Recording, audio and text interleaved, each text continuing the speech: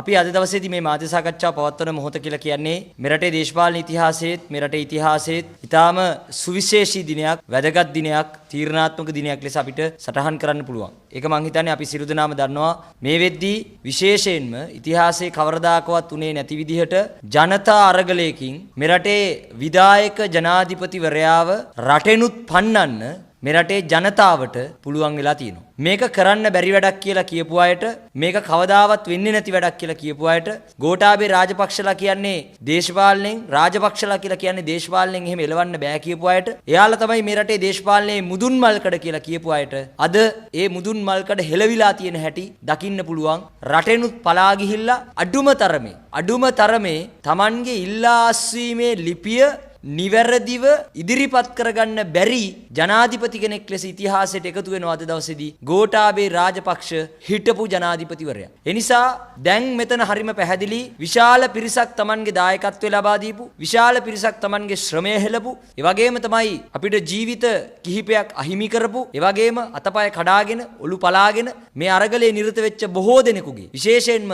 තරුණ තරුණියන් විශාල ප්‍රමාණයක්, ඒ වගේම තමයි වෘත්තිකයන්, වෛද්‍යවරුන්, නීතිඥයන්, කම්කරුවන්, ගොවියන් ඇතුළු මෙරටේ සමස්ත ජනතාව ලැබපු ජයග්‍රහණයක් ලෙස අද දවසේදී මේ ජයග්‍රහණය අපිට සනිටුහන් කරන්න පුළුවන්.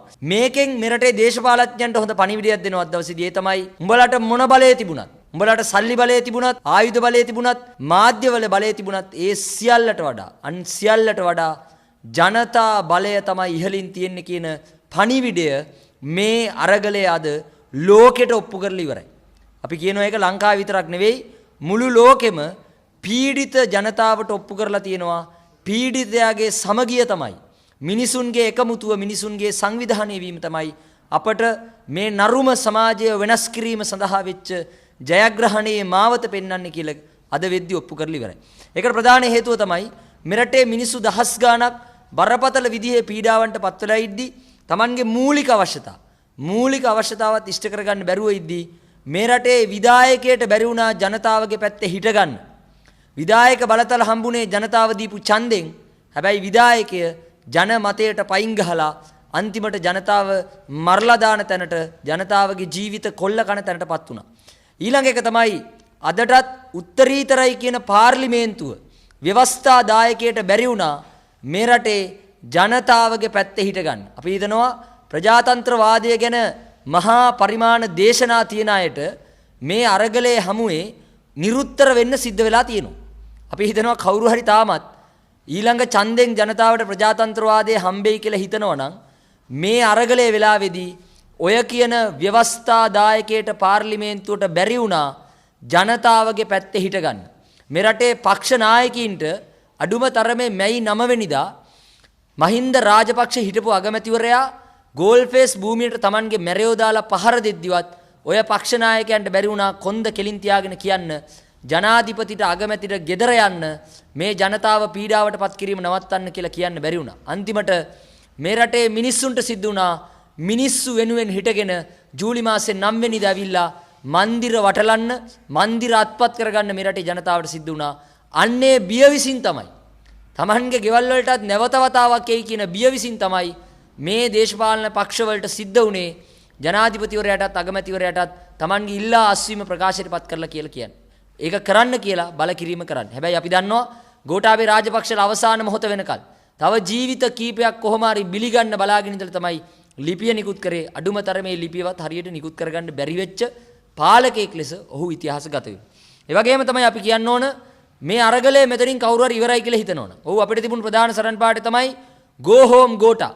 ඒක පිටිපස්සේ හැබැයි තිබුණා අපිට තෙල් ටික නැති ප්‍රශ්නේ, ගෑස් ටික නැති ප්‍රශ්නේ, ආහාර අර්බුදය, ඖෂධ අර්බුදය, ඒ වගේම තමයි අපේ වැටුප් වැඩි නොවීම, ගොවියට පොහොර සම්බන්ධ ප්‍රශ්නේ, මේ සියල්ල සම්බන්ධ වෙච්ච සරණ පාඩයක් තමයි go home ගෝඨා කියලා කියන්නේ. ඒ නිසා මේ අරගලේ ඉවර නෑ. මේ අරගලේ අතරමැදදී අපි ජයග්‍රහණ සනිටුහන් කරන් යද්දි තමයි රනිල් වික්‍රමසිංහ කියන මිනිස්සයා සුබුරුදු පරිදි මැද්දට පැනලා ගෝඨාභයලා මහින්දලා ආරක්ෂා කරන්න කටයුතු කරේ. හරිනම් මහින්ද රාජපක්ෂ මේ වෙද්දි ඉන්න ඕන අත්තරංගුවේ. දේශබන්දු තෙන්නකෝන් මේ වෙද්දි ඉන්න ඕන අත්තරංගුවේ. ජොන්ස්ටන් ප්‍රනාන්දු මේ වෙද්දි ඉන්න ඕන අත්තරංගුවේ. හැබැයි මේ අත්තරංගුවට ගත යුතු මිනිස්සු බැසිල් රාජපක්ෂ හරිනම් ඉන්න ඕන අත්තරංගුවේ. හැබැයි මේ සියලු දෙනාම බේරා ගැනීම සඳහා ඉදිරිපත් වෙච්ච මිනිහ තමයි රනිල් වික්‍රමසිංහ කියලා කියන්නේ. ඒ නිසා අපි කියනවා එදා ගෝඨාභය රාජපක්ෂ තමන්ගේ ආරක්ෂාවට පත් කරගත්ත අගමැති රනිල් වික්‍රමසිංහව අපි පිළිගත්තේ නැහැ. අපි ඔහුව ප්‍රතික්ෂේප කරා. අපි කිව්වා මේ පත් කිරීම සම්පූර්ණයෙන්ම ප්‍රජාතන්ත්‍රවාද විරෝධී. ඒ වගේම තමයි ජනමතයට පයින් ගැහිමක් මේ කරන්නේ. ඒ නිසා රනිල් වික්‍රමසිංහව අපිට පිළිගන්න බෑ කියන. රනිල් වික්‍රමසිංහ පිළිගන්න බැරි ඒ හේතුවින්ද විතරක් නෙවෙයි. මේ බටලන්දේ වදකයා ගැන මුළු ලෝකයක් දන්නවා. මේ මිනිමරුවෙක් කියලා මුළු ලෝකයක් දන්නවා. එහෙව් මිනිහෙකුව ඡන්දෙන් පරාද වෙච්ච මිනිහෙක්ව ජාතික ලයිස්තුවෙන් පාර්ලිමේන්තුවට ඇවිල්ලා ඊට පස්සේ එක මිනිහෙක්ගේ අභිමතයේ පරිදි ඔහුට අගමැතිකම දෙනවා. පාර්ලිමේන්තුවේ අනිත් අය ඒකට විරුද්ධව වචනයක් කියාගන්න බැරුව නිහඬව ඉන්නවා. අපි අහන්නේ ජනතාව නියෝජනය කරන ආයතන එහෙම මුනිවත රකින්න නම් ජනතාවට තිබුණු පාර අරගලය. ඒ නිසා අපි කියනවා අද වැඩබලන ජනාධිපතිවරයා විදිහට රනිල් වික්‍රමසිංහ දිවුරුම් දීලා තිනවා. දැන් අපෙන් ගොඩක් අය අහන ප්‍රශ්නයක් තමයි රනිල්ට ජනාධිපතිකම දෙන්නද අපි අරගලේ කරේ. අපි කියනවා අරගලය රනිල් වික්‍රමසිංහගේ අගමැතිකමටත් විරුද්ධ වුණා. රනිල් වික්‍රමසිංහට අගමැතිකම දෙද්දී මේ අරගල භූමිය ඒකට විරෝධය පළ කරා නිශ්චිතවම අපේ සරන් පාඩේ බවට පත් වුණ ඊට පස්සේ ගෝඨා රනිල් ආණ්ඩුව ගෙදර යනු කියන එක තමයි අපේ ප්‍රධාන සරන් පාඩේ බවට පත් වුණේ. එහෙනම් අපි අදත් කියනවා මේ අරගලයේ අවසානයේ එක්තරා ජයග්‍රහණයක් එක්තරා සන්දිස්ථානයක් අද උදෑසන වෙද්දී අපි පහු කරා. දවස් ගාණක් විශාල තෙරපුමකින් විශාල පීඩනයක් සමාජ මත මුදාහරිමින් විශාල නොසන්සුන්තාවයක් සමාජ මත මුදාහරිමින් ගෝඨාභය රාජපක්ෂ ලිපිය නිකුත් කරන්න නැතුව ඉඳලා අන්තිමට වැරදි සහගත ලිපියක් නිකුත් කළා තමයි අවසානයේ කතානායකවරයා මේ නිවේදන නිකුත් කරේ. ඒ නිසා පහුගිය කාලේ ඇතිවෙච්ච මේ නොසන්සුන්කමට ඉදිරියේදී රනිල් වික්‍රමසිංහගේ මේ වැඩබලන ජනාධිපති ධූරයේ දිවුරුම් දීම කියන එකට විරෝධය පළ කිරීම සඳහා සිද්ධ වෙන සියලු දේවල් වලට ඒ නොසන්සුන්තාවයන් වලට රනිල් වික්‍රමසිංහම වගකිය යුතුයි. ඒක තමයි ඇත්ත කතාව. ඒ වගේම තමයි අපි කියනවා දැන් මේ රනිල් වික්‍රමසිංහටත් ඉල්ලා අස්වීමේ ලිපිය දෙන්න කියලා තමයි මේ රටේ ජනතාව කිව්වේ. ඒක අපි බොහොම පැහැදිලිව කිව්වා. එක පැත්තකින් ගෝඨාභය රාජපක්ෂ ඉවත් වෙන්න ඕන. ඊළඟට රනිල් වික්‍රමසිංහ ඉවත් විය යුතුයි. ඊට පස්සේ මේ දෙදෙනාගේම ඉවත් වීමෙන් පස්සෙත් මේ ව්‍යවස්ථාවේ තියෙන ප්‍රතිපාදන අනුව ඔය කියන පාර්ලිමේන්තුව අරන් යන්න පුළුවන්. දැන් මේගොල්ලෝ හෙන මහා පතරංග දේශනා කිව්වනේ පාර්ලිමේන්තුව නැති වෙනවා, රට අරාජික වෙනවා, රට අස්ථාවර වෙනවා. අපි අහනවා මුන් ඉඳලා රට අරාජික වෙලා තිබ්බේ නැද්ද? මුන් ඉඳලා රට අස්ථාවර වෙලා නෙවෙයිද තිබ්බේ? මිනිස්සුන්ට තෙල් පෝලිං අදත් ඉන්නේ මිනිස්සු තෙල් පෝලිං වල. ගෑස් පෝලිං වල. ආහාර ටික හොයාගන්න බැරුව, ඖෂධ ටික සපයා ගන්න බැරුව දරුවන්ගේ ඉස්කෝල වහලා, විශ්වවිද්‍යාල වහලා රට අරාජික වෙලා තිබුණේ මුන් හිටපු කාලේ. රට අස්ථාවර වෙලා තිබුණේ මුන් හිටපු කාලේ. එහෙනම් බොහොම පැහැදිලි අපේ සටන අපේ අරගලයේ අවසානයේ සටහන් වෙන්නේ රනිල් වික්‍රමසිංහ කියන මිනිමරුවත් ගෙදර යවුවට පස්සේ. කවුරු හරි හිතනවා නම් ඒක කරන්න අමාරුයි. රනිල් වික්‍රමසිංහ ගෝඨාභයට හපන් අරේ මේ කියලා කියනවා නම් අපි කියනවා ඒවා අපිට නම් බයිලා ඒවා. හරිද? ඒවා අපිට නම් බයිලා මේ විධායක ජනාධිපති කෙනෙක් Tamanගේ දුර කාලේ අවසන් වෙන්න කලින් මිනිහට ලෝකේ යන්න තැනක් නැති කරේ මේ අරගලේ. ඒ නිසා මේ රනිල් වික්‍රමසිංහ කියන්නේ එච්චර ලොකු කජ්ජක් නෙවෙයි. ඒ නිසා රනිල් වික්‍රමසිංහටත් ඕනනම් දැන් පුළුවන් බොහොම පැහැදිලිව මේ අර්බුදේ Tamanගේ බෙල්ල ගාවට එනකල් ඉන්නේ නැතුව අයින් වෙලා යන්න අපි කියනවා ඒ ඉල්ලා අස්වීම වහාම සිද්ධ කළ යුතුයි. මේ සමාජයේ තවදුරටත් නොසන්සුන්තාවයක් ඇති නොකර ඒ කටයුත්ත වහාම සිද්ධ කළ යුතුයි කියන එක අපි දැඩිව අවධාරණීයව කරනවා. එහෙම නැත්නම් මොකද වෙන්නේ? දැන් ආපහු ආරක්ෂක මාණ්ඩලික ප්‍රධානියා රටේ ප්‍රධානියා වෙන්න හදනවා නොනිල විදිහට. නොනිල විදිහට මේ ශවේන්ද්‍ර සිල්වා නොනිල විදිහට රටේ ප්‍රධානියා වෙන්න හදනවා. මේක බරපතල තත්ත්වයක්. මේ ගේන්න හදන්නේ රනිල් වික්‍රමසිංහලා එදා නිලහා නොනිල විදිහට ගෙනාපු බටලන්දේ වදකයාගේ භූමිකාව අද නැවත වතාවක් සමාජයට ගේන්න හදන්නේ. ඒ නිසා තමයි ශවේන්ද්‍ර සිල්වා සමාජයට දැන් නියෝග නිකුත් කරනවා. උද්ඝෝෂකයන්ට දැඩිව කිව්වලු මීට කලින් සාමකාමීව හැසිරෙන්න කියලා. එයා කියපු බම්බුවකට නෙවෙයි අපි සාමකාමීව හැසිරුනේ. එයා කියපු බම්බුවක් අපිට අහන්න ඕනේ නැහැ. දැන් නිකන් මෙතන කතන්දර කියනවා එයා නොනිල පාලකයා විදියට හැසිරෙන්න උත්සාහ කරනවා. ඒ නිසා අපි කියනවා එක දශමයක් හරි ආපහු මේ සමාජයේ මිලිටරිකරණයට ගෙනියන්න හැදුවොත් එහෙම ජනතා බලය තියෙන්නේ කොතනද කියලා මේ හැමෝටම බලා ගන්න පුළුවන් වෙයි කියන එක අපි බොහොම දැඩි අවධාරණයෙන් කියනවා. ඒ වගේම තමයි පොලිසිය. පොලිස් මාධ්‍ය ප්‍රකාශකවරයා දැන් මාධ්‍ය නිවේදන ගහනවා. ඒ කියන්නේ එයත් දැන් මේ හැමෝම දැන් මේවයි පාලකයෝ ඔයගොල්ලෝ කියලා හිතාගෙන ඉන්නේ. ඒගොල්ලෝ දැන් චණ්ඩි වෙලා ඔක්කොම. දැන් පොලිස් මාධ්‍ය ප්‍රකාශකවරයා මාධ්‍ය නිවේදනයක් නිකුත් කරලා තියෙනවා අග්‍රාමාත්‍ය ලේකම් කාර්යාලය අත්පත් කර ගැනීමට යාමේදී එතන වෙච්ච කඳුළු ගෑස් වැදිලා තරුණයෙක් ජීවිතක්ෂයට පත් වෙනවා. දැන් පොලිස් මාධ්‍ය ප්‍රකාශක තමයි මරණ පරීක්ෂණ වාර්තාව නිකුත් කරලා තියෙන්නේ. පොලිස් මාධ්‍ය ප්‍රකාශකවරයා එක කියලා තියෙනවා මොහුට තියෙන වෙනත් රෝගී තත්ත්වයක් හින්දා තමයි මොහු මරණයට පත් වෙලා තියෙන්නේ. අමතර කාරණයක් විදිහට සටහන් කරලා තියෙනවා මොහු මත්ද්‍රව්‍යයට ඇබ්බැහි වෙලා හිටියේ. අපි අහන්නේ මොකටද ඒක සඳහන් කරන්නේ? මොකටද ඒක සඳහන් කිරීමේ හේතුව?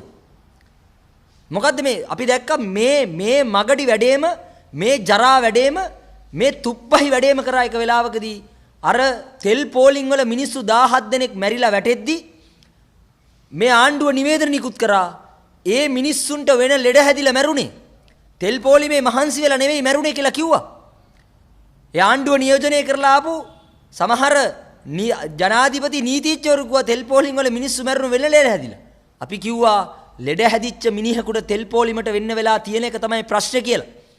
ලෙඩ හැදිච්ච මිනිහෙකුට ගෙදෙට්ට වෙලා ඉන්න නැතුව Tamanගේ දරුවගේ අනාගතය වෙනුවෙන් උද්ඝෝෂණ කරන්න සිද්ධ වෙලා තියෙන එක තමයි මේ සමාජයේ මුණ දීපු ඛේදවාචකය. දැන් අර තරුණයාගේ මරණයට මත්ද්‍රව්‍ය පාවිච්චි කිරීමක් සම්බන්ධ කරලා තිනවා. අපි අහනවා පොලිස් මාධ්‍ය ප්‍රකාශකගෙන් ඔබතුමා ගංජා ගහලා හිටියේ මේ නිවේදන නිකුත් කරද්දී. ඔබතුමා අයිස් ගහලාද හිටියේ මේ නිවේදන නිකුත් කරද්දී. ඒ නිසා මේ හදන්නේ මේ මර්ධනයට පාර කපා ගැනීමක් තමයි හරිම පැහැදිලිව මේ සිද්ධ කරමින් යන්නේ.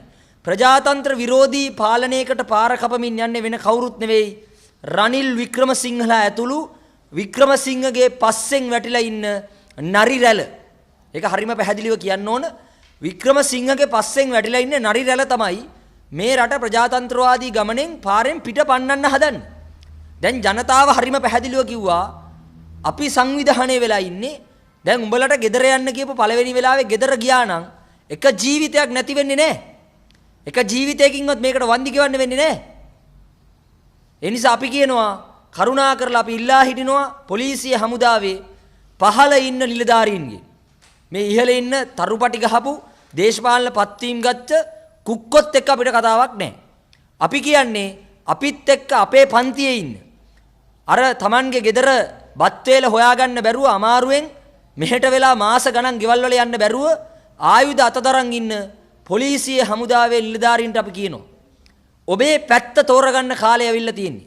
ඔබේ ඉහළ නිලධාරීන් විරුද්ධ වෙන්නේ ඔබේ ඉහළ නිලධාරීන් කටයුතු කරන්නේ ඔබේ දරුවන්ගේ ජීවිතවල සෞභාග්‍යයට එරෙහිව ඔබේ දරුවන්ගේ ජීවිතේ නිදහස දිනා ගැනීමට එරෙහිව තමයි ඔබේ ඉහළ ලොක්කෝ මේ සොක්කන්ට බත් බැලකම් කරමින් කටයුතු කරන්නේ. ඒ නිසා අපි කියනවා දැන් ඔබේ පැත්ත තෝරගන්න කාලය ඇවිල්ලා තියෙන්නේ. අපට ඔබත් එක්ක කිසිදු ගැටීමක් ඔබත් එක්ක කිසිම ප්‍රශ්නයක් නැහැ. ඒක අපි බොහොම පැහැදිලිව කියන්න ඕන. ඊළඟ කාරණේ තමයි මේ සංකීර්ණ තත්ත්වෙන් පස්සේ මෙරටේ දේශපාලන අධිකාරිය මොකද කරන්නේ? දැන් මාලිගා කුමන්ත්‍රණ තැන තැන වෙනවා. එක එක්කෙනා හම්බෙන්න යනවා. ජීවිතයට එකතු වෙච්ච නැති වෙයි කියලා හිතපු අය එක එක කාමර ගානේ දැන් සාකච්ඡා කරනවා. අරයා කියනවා එයාට ජනාධිපතිකම දෙන්න. මෙයා කියනවා මේ පැත්තේ මෙයාට අගමැතිකම දෙන්න. මෙයා කියනවා මෙයාට බාර දෙනවා නම් ලෑස්ති කියලා. හරි කැමැත්තෙන් හැමෝම දැන් මේක ගන්න ලෑස්ති වෙනවා. අපි කියනවා ඒව ඔක්කොම වානා. මේ සර්වපාක්ෂික ආණ්ඩු පාර්ලිමේන්තුව ඇතුලේ විතරක් හැදෙන එකඟතා අපිට වැඩක් නැහැ. පාර්ලිමේන්තුව ඇතුලේ උඹලගේ එකඟතා උඹලා හදාගනින්න. උඹලට තාම ජනාධිපති කෙනෙක් අගමැති කෙනෙක් තෝරගන්න බැරුව ඉන්නවා. රනිල් වික්‍රමසිංහ බලහත්කාරයෙන් අගමැතිකමේ රැඳිලා ඉද්දී එලව ගන්න බැරි වෙච්ච මේ පාර්ලිමේන්තුව ඇතුළේ ඉන්න දේශපාලඥයන්ට කියනවා තව දුරටත් මිනිස්සුන්ගේ ජීවිත එක්ක සෙල්ලම් කරන්න ලෑස්ති වෙන්න එපා. මිනිස්සුන්ගේ ජීවිත උඹලගේ බලලෝභයට බිලි දෙන්න ලෑස්ති වෙන්න එපා. අපි ඒකට ඉඩ දෙන්නේ නැහැ. අපි ඒකට ඉඩ දෙන්නේ නැහැ කියන එක බොහොම පැහැදිලිව කියන්න කැමතියි. ඒ නිසා අපි කියනවා අරගල භූමිය විසින් අරගලේ විසින් කරපු යෝජනාවක් තියෙනවා. අපි Youth for Change සංවිධානයේ විදිහට මේ ගාලු මෝදුර අරගල කරුවන් නිකුත් කරපු අරගලේ හෙට දවස ක්‍රියාකාරී සැලැස්මේ තියෙන සියලු කාරණා ඉෂ්ට කර ගැනීම වෙනුවෙන් මේ රටේ ඉන්න සමස්ත අරගල කරුවන් සමග කොන්දේසි විරහිතව හිට ගන්නවා. මේ ආසන්න ඉල්ලීම් ඉෂ්ට කර ගැනීම සම්බන්ධයෙන් අපේ පූර්ණ දායකත්වය කොන්දේසි විරහිත සහයෝගය මේ අරගලේ හෙට දවස ක්‍රියාකාරී සැලැස්ම වෙනුවෙන් ලබා දෙනවා. එහෙනම් ආණ්ඩුව ඊළඟට මොකද්ද කරන්න ඕන? දැන් උඹලා පත් කරන ජනාධිපති කවුද? උඹලා පත් කරන අගමැති කවුද? උඹලගේ කැබිනට් මණ්ඩලය මොකක්ද කියලා උඹලා තීරණය කරපළ. ඒක මෙච්චර දවසක් උනේ එහෙම තමයි. හැබැයි අපි කියනවා මේ ක්‍රියාකාරී සැලැස්මට අනුව ජනතාවට මේ අරගල භූමීන් පුරා හිටිය මිනිස්සු සාමාන්‍ය මිනිස්සු තමයි ආවේ ගෙවල් දොරවල් අතෑරලා දරුවෝ මල්ලෝ අතෑරලා කිලෝමීටර් ගණන් පයින් ඇවිල්ලා මේ අරගල භූමියට මේ ආවේ මන්දිර අල්ලගෙන හිටිය ජීවිත අවදානම නොතකා අද වෙද්දී අපිට තොරතුරු වාර්තා වෙනවා අපරාධ පරීක්ෂණ දෙපාර්තමේන්තුවට ඇතුළු ඒ අදාළ අංශවලට මේ අරගලයේ ක්‍රියාකාරීන් අත්අඩංගුවට ගන්න මර්ධනය කරන්න මේවා අපි දන්නවා බටලන්දේ වදකයා කරන්නේ නීත්‍යානුකූල අත්අඩංගුවට ගැනීම නෙවෙයි බටලන්ද වදකයා කරන්නේ කෙලින්ම මරලා දාලා අතුරුදහන් කරන එක. ඒ නිසා ඒවට එන්නේ නැතුව අපේ යෝජනාව හරිම පැහැදිලි. වහාම අන්තර්කාලීන පාලනයක් ගේන්න. අන්තර්කාලීන පාලනයක් කියලා අපි කියන්නේ උඹලගේ සම්මුතිය පාර්ලිමේන්තුව ඇතුළේ උඹලගේ එකඟතාවය හදාගන්න. හැබැයි ඒ එකඟතාවයෙන් විතරක් මේ සිස්ටම් එක දුවන්න දෙන්නේ නැහැ අපි. ඒකට හේතුව තමයි මේ ජනාරගලේ අභිලාෂයක් තිබුණා. ගෝඨාභය ගෙදර යවන එක රනිල් වික්‍රමසිංහ ගෙදර යවන එක ඊට පස්සේ මිනිස්සුන්ගේ ජීවිත උන් සුරසප විඳිද්දී තව දහස් ගාණක් දුක් විඳින සමාජ ක්‍රමයේ ආර්ථික ක්‍රමයේ වෙනස් කිරීම ඒකට අදාළ ප්‍රතිසංස්කරණ ප්‍රමාණයක් දැන් අරගල භූමීන් වලින් යෝජනා වෙලා තියෙනවා. ඒවා නොසලකා නම් ආණ්ඩුව යන්න හදන්නේ අපි කියනවා නැවත වතාවක් ජනාරගලයට ජනතාවගේ සංවිධානාත්මක ප්‍රහාරයකට සූදානම් වෙන්න එන කාට උනත් සිද්ධ වෙයි. අපි බොහොම පැහැදිලිව ඒක කියන්න ඕන. මොකද මෙච්චර කාලයක් විධායකයේ ව්‍යවස්ථාදායකයේ නීතිය මේ කිසිම ආයතන තුනෙන් එකක්වත් ජනතාවගේ පැත්තේ හිටගන්න අසමත් වීමේ ප්‍රතිඵල තමයි මේ මතුවලා තියෙන්නේ. එහෙනම් වහාම මේ අරගල භූමීන් වල නියෝජිතයන් ඉන්න ඒ වගේම තමයි එතනින් එහාට ගිහිල්ලා වෘත්තීය සමිති බහුජන සංවිධාන සිවිල් ක්‍රියාකාරිකයන් සම්බන්ධ වෙන මහජන කවුන්සිලයක් ගොඩනැගීම සඳහා ආරම්භක පියවර වහාම තියන්න. තවදුරටත් මේ රට අරාජික වෙනවා නම් වෙන්නේ උඹලාගේ සම්මුතිය ඇතුලේ විතරක් යන්න හැදුවොත් තමයි. උඹලා තමයි මේ රට අරාජික කරේ පහුගිය කාලෙත් අස්ථාවර කරෙත්. උඹලා ඒ නිසා මහජන කවුන්සිලයක් ගොඩනැගීම සඳහා වෙච්ච යෝජනාවක් තියෙනවා. විපක්ෂින්න දේශපාලන පක්ෂ සියල්ලම මේ මහජන කවුන්සිලය කියන යෝජනාවට Tamanගේ එකඟතාවය පළ කරලා තිනවා. එහෙනම් දැන් ජනතාවගේ මූලික ගැටලු විසඳීම ඇතුළු අවසානයේදී අලුත් ව්‍යවස්ථාවක් ගෙනල්ලා ඒ ව්‍යවස්ථාව ජනමත විචාරණයකින් සම්මත කිරීම දක්වා යන පාර කපන්න වහාම මහජන කවුන්සිලයක් කැඳවන්න අපි මේ අදහස ගමක් ගානේ නගරයක් ගානේ හෙට දවස් ඉඳලා අරගෙන යන්න ලෑස්ති. මේ අරගල එක දශමයකින්වත් රනිල් වික්‍රමසිංහ වැඩබලන ජනාධිපතිවරයා බවට පත් වුණා. අපි කියනවා අපි ඒකට සම්පූර්ණ අපේ විරෝධය පළ කරනවා. ඒ වගේම තමයි අගමැති හිටපු අගමැති රනිල් වික්‍රමසිංහත් දැන් වැඩබලන ජනාධිපති විදියට ඉන්න රනිල් වික්‍රමසිංහ Tamanගේ දුරෙන් වහාම ඉල්ලා අස්වෙලා ව්‍යවස්ථාවේ ඊළඟට තියෙන ප්‍රතිපාදන ක්‍රියාත්මක කිරීම සඳහා ඉඩ ප්‍රස්තාව සැලසිය යුතුයි. අපි දේශපාලඥයන්ට කියනවා තව දුරටත් පක්ෂ නායකයව මෙතෙන්ට ගේන්න පොරකණ එක නවත්තපල්ලා. Tamanගේ බලාරමුණු ඉෂ්ට කරගන්න එක එක මේ පුටුවල වාඩි කරන්න හදන එක නවත්තපල්ලා. වහාම මේ සමාජයට අවශ්‍ය ඒ වෙනස්කම් ඇති කිරීම සඳහා වෙච්ච උඹලගේ එකඟතාවයට එළබෙන්න කියන බල කිරීම අපි කරනවා. ඒ වගේම තමයි මේ ක්‍රියාකාරී සැලැස්මේ තියෙන විදිහට මහජනයේ කවුන්සිලයේ ගොඩනැගිය යුතුයි. ඒ වගේම තමයි ජනතාවට වහාම සහන දීම සඳහා වෙච්ච තෙල්, ගෑස්, ආහාර, ඖෂධ කියන අත්‍යවශ්‍ය මූලික දේවල් සැපයීම සඳහා වෙච්ච වැඩපිළිවෙලක් සකස් වෙන්න ඕන. ඒ වගේම තමයි බරපතල ආර්ථික පීඩාවකින් ඉන්න ජනතාවගේ අඩුම තරමේ ශුද්‍ර මූල්‍ය ණය, ගොවි ණය කපා හැරීම කරන්න ඕන. ලීසින් වලට ඒ වගේම තමයි කුඩා පරිමාණ ව්‍යාපාරිකයන්ට දීලා තියෙන ඒ ණය මුදල් සඳහා එක්ක ඒවා අහෝසි කිරීමක් හෝ සහන දීමක් සම්බන්ධයෙන් කටයුතු කරන්න ඕන. මේවා කරන්නේ කොහොමද කියලා කවුරු හරි අහුවොත් එimhe අපි කියනවා අර හොරා කාපු සල්ලි නැවත අත්පත් කර ගැනීමට වහාම කටයුතු කරන්න.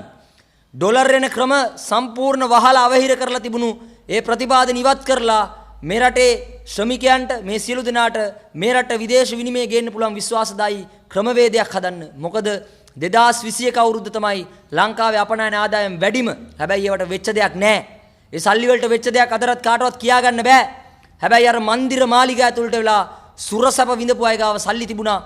පෞද්ගලික ජෙට් යාන අරගෙන යන්න, හෙලිකොප්ටර් අරගෙන යන්න, අර රටෙන් අර රට යන්න සල්ලි තිබුණා. හතර වටේ වික්‍රමසිංහට අපිව බය කරන්න හෙලිකොප්ටර් කරකවන්න තෙල් උංගාව තිබුණා. ඒක තමයි ඇත්ත කතාව. ඒ නිසා එකක් තමයි පළවෙනිම කාරණය වහාම දැන් මේ රටේ දේශපාලඥයෝ තීරණයකට එන්න මේ නොසන්සුන්කම තුරන් කිරීම සඳහා නොසන්සුන්කම මැඩ පැවැත්වීම සඳහා වෙච්ච තීරණයකට එන්න ඒක මර්ධනය නම් ඒ මර්ධනයට මුහුණ දෙන්න පුළුවන් කියලා මේ අරගලයේ පෙන්නලා ඉවරයි. ඒ නිසා අපි කියනවා හමුදා මිලිටරි මේ මැදිහත් වීම කරන එක වහාම නැවැත්විය යුතුයි. ඒ වෙනුවට අන්තර්කාලීන පාලනයක් ගොඩනැගීම සඳහා ඒකට අදාළ විධිවිධාන ප්‍රතිපාදන සකස් කරන්න, ජනතාවට ඒ පාලනයට සම්බන්ධ විය හැකි ලෙස මහජන කවුන්සිලය ගොඩනගන්න, ව්‍යවස්ථාවේ දැනට තියෙන ප්‍රතිපාදන හදිසියේ කළ යුතු වෙනස්කම් කරන්න, අලුත් ව්‍යවස්ථාවක් ජනමත විචාරණයකින් සම්මත කර ගැනීම සඳහා වෙච්ච ප්‍රතිපාදන සකස් කිරීම වහාම සිද්ධ කරන්න, ඒකට අදාළ මැදිහත් වීම කරන්න කියන බලපෑම අපි අද දවසේදී කරනවා.